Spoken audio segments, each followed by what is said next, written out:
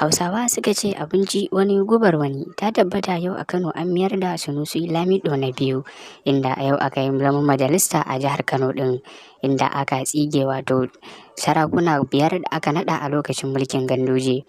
Mutane da yawa wanda suka fito daga 'yan jam'iyyar adawa suna tsokaci kan cewar saboda Ganduje ya fitar da wato sarakuna guda 5 a yankunan jihar Kano, shi yasa Abba Gida Gida ya tsige su. Kuma wannan abu ne da ya shafi wato arewacin Najeriya baki daya. Kowa da ya sani a arewacin Najeriya ko kuma a ce Afirka ga baki daya babu masarautar da ta kai wato masarautar jihar Kano, inda lokacin Ganduje da ya zo ya lalata ta ga baki daya. Da asali Muhammad Lamido Sunusi shi kadai ne yake mulkar wato duk jihar Kano, sauran du hakimai ne daga kan Bichi da Shirano.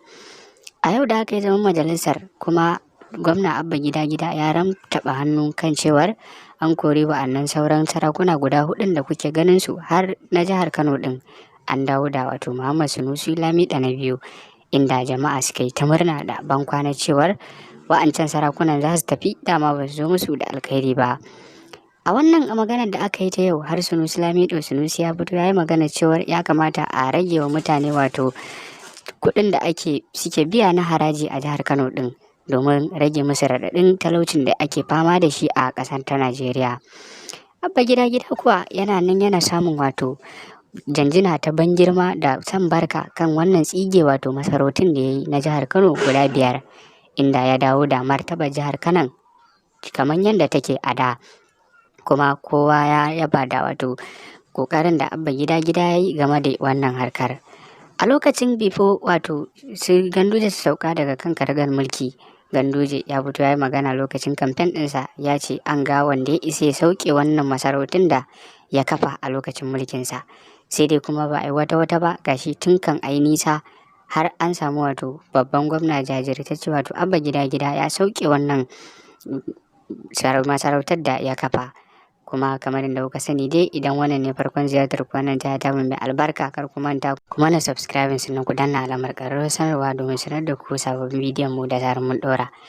Tun bayyana lokacin da za a fara wato zaman majalisar a jihar Kano, har yanzu ba a samu wani babba ko kuma wani mai mulki daga sama ya yi magana ba, ko shugaban ƙasa Bola Ahmed Tinubu bai yi magana akan wannan wato hukuncin da mai girma gwamnan jihar Kano ya zartar ba.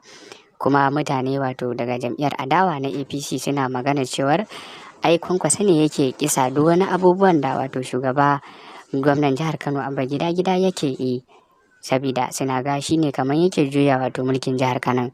Kamar yadda kuka sani dai, a lokacin mulkin Kwankwaso da Ganduje ya karbi wato karagar mulki, ya musu abubuwan da ba daidai bane, inda ya ci zarafin ayyukan wato mai girma gwamnan jihar Kano wato Sanad Rabi'u Musa Kwankwaso, inda daga bisani suke ganin wato Abba Gida Gida yaransa ne, ya ci alwashin kamar zai rama masa abin da ya masa daga baya.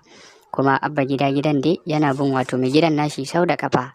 Kamar yadda kuka sani dai, a cikin flyover na Kano da wato mai girma Sanad Rabi'u Musa Kwankwaso ya yi, Abba Gida Gida ya biya gyara su, ya musu renovation, ya maida musu sunansu wanda yake jiki na Kwankwasiya da time din wato date din da aka yi. Ya yi renovation din wato wani shahararren hall da mai girma Sanad Rabi'u Musa Kwankwason ya yi na cikin gidan gwamnatin jihar Kano, shi ma an gyara shi, an maida masa fentinsa da kuma renovation din sunan da yake kansa. Kuma a halin yanzu mutanen jihar Kano suna nan sun cika da murna ganin yadda aka da musu wato da Sunusi Lamido na biyu. Kamar a baya kun san da mutane suna cece kucen cewar ya ce ba zai dawo ba kuma ba zai damu, inda daga bisani dai kamar yanzu da kuke gani Sunusi Lamido na biyu ya dawo kan karagar mulkinsa wato ta jihar Kano. Da inda lokacin da mai girma gwamnan jihar Kano wato Dr. Abdullahi Umar Ganduje ya sauke shi a karagar mulki, aka mata koran kare, kayansa ma sai bin shi da su aka yi, inda aka rubuta masa takarda har a kotu ba zai sake shigowa jihar Kano ba, tunda kun san an dai sauke wato sarki a gari ba a sarki biyu, wancan sarkin bai sai ƙara dawowa garin ba, sabida yana nan da ransa ba mutuwa yayi ba. Kuma in dai ya shigo kaga an samu wato sarakai guda 2 kenan. Kuma a yanzu lokacin da ya yi maganar cewar ba zai dawo kan karagar mulkinsa ba a lokacin da Dr. Abdullahi Umar Ganduje yana kan mulki, sai kuma daga baya daga bisani da jam'iyyar wato NNPP ta karɓa ta su Musa Rabi'u Musa Kwankwaso, ya dawo kan karagar mulkin nasa. A yanzu kuma yau da kuke gani a wannan watan da muke na Mai na 2024, ya dawo kan karagar mulkinsa. A nan za mu kawo muku wannan ƙarshen bidiyon namu. Mun gode.